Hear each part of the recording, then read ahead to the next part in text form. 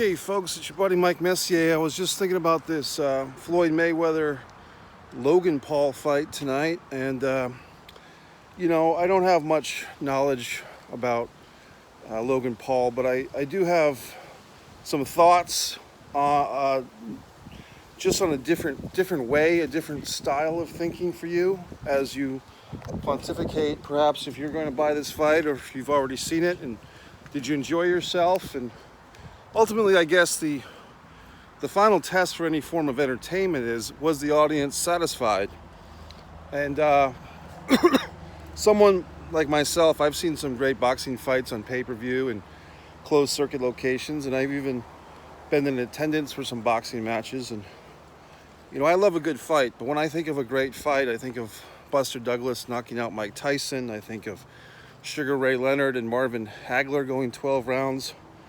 I don't know if I know I don't think of these types of exhibition fights that have been coming into vogue. And to kind of analyze this situation, I think possibly it's because we had a real glut in the heavyweight division. No offense to the Klitschko brothers, but I think the European thing, they weren't fighting predominantly in the United States. Their challengers weren't that great, etc. But not to get into the state of boxing altogether, but just in a bigger sense, I'm thinking of the way that things are changing, and for myself, how to adapt.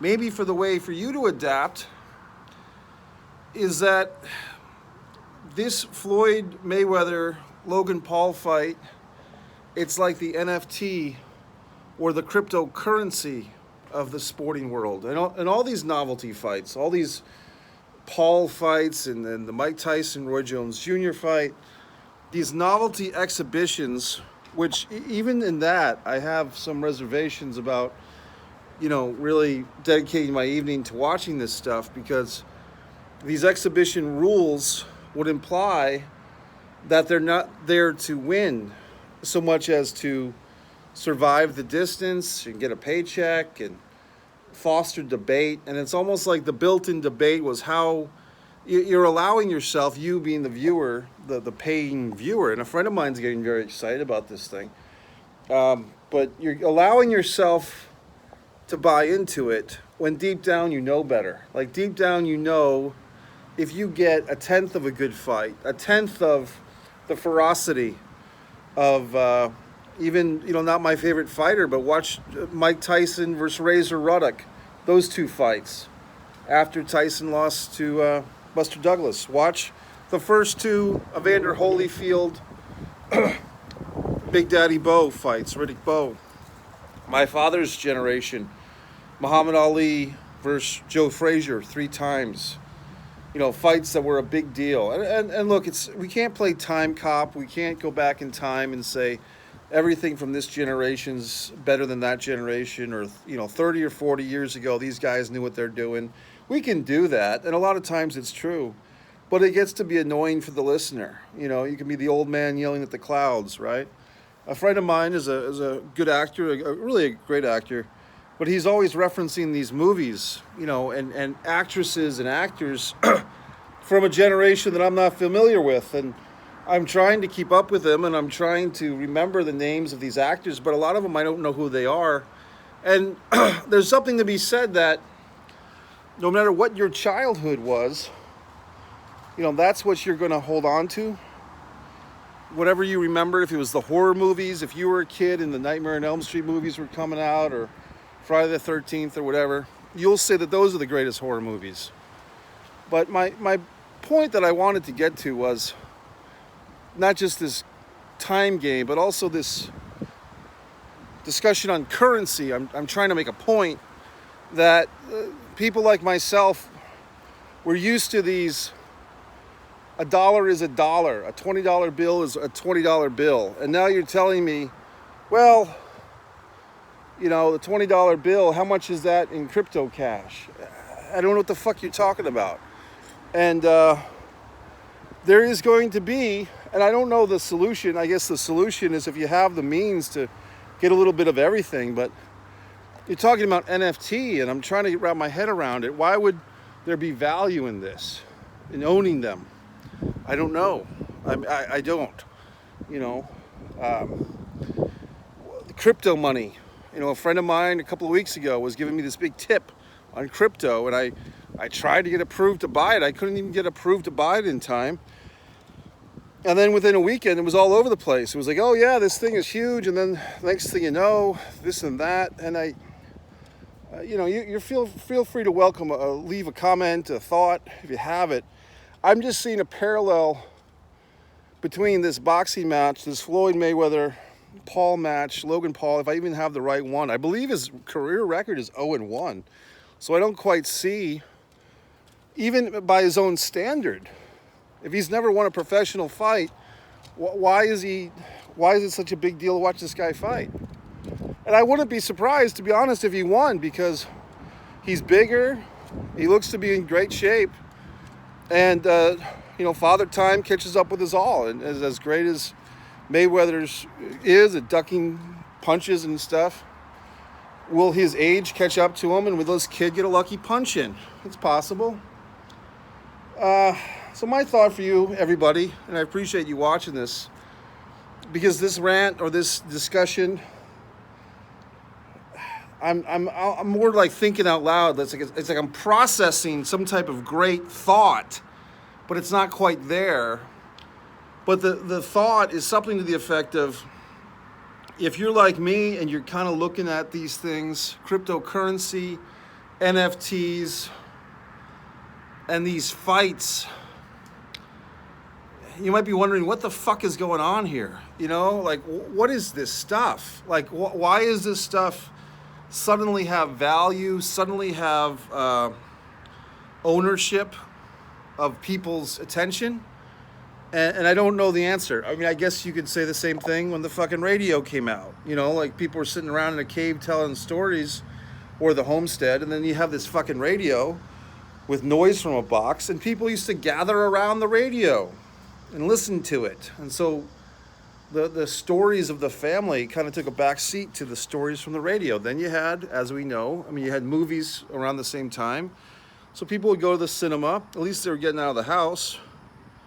But then our friendly TV came along, you know, and the movie industry was very threatened by the TV developments until they discovered that it was another outlet for old movies, like another place for movies to go. And I believe, if I'm not mistaken, I could be wrong, I think that the movies started to become talkies because of TV, but I could be wrong on that. There was always something, right? There's always some new fucking thing. And now the new fucking thing is this crypto stuff, these NFTs. I'm a little hesitant to get in the mix on that. Maybe it's just out of ignorance. Today I was seeing something about a different platform for videos, and for, you know, people make videos like this one.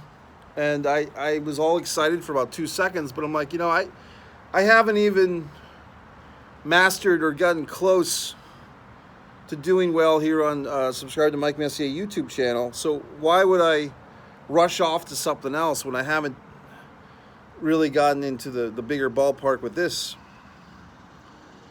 Just thoughts. I mean, these are just thoughts I have. As far as this Logan Paul, I'll predict something if you want to hear it. I'll predict a 5th round knockout for Logan Paul. Just a lucky punch, and etc. And I how about that? A 5th round KO. I'm picking the kid with the lucky punch, because anybody can get lucky on a punch. But I'm not planning, as of this minute, to go watch this fight. I just have my reservations about it.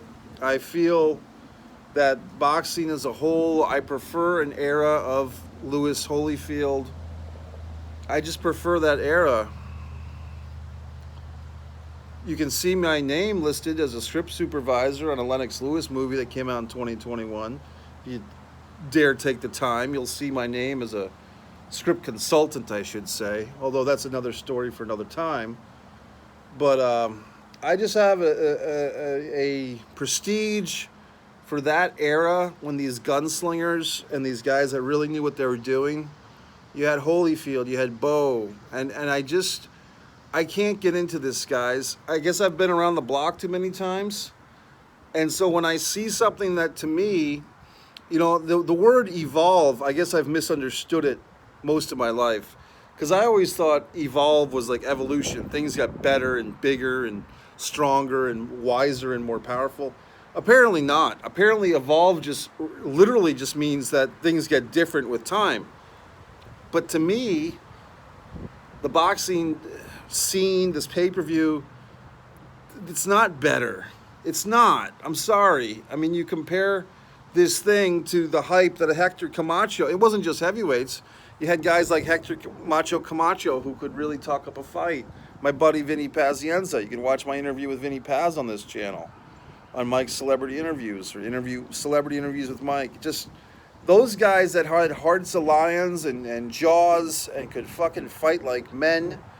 And now you're trying to sell me on this YouTube guy and this other guy. And I don't feel it. It's not stirring me. I mean, I guess what stirs me a little bit is kind of happy that other people are happy about it.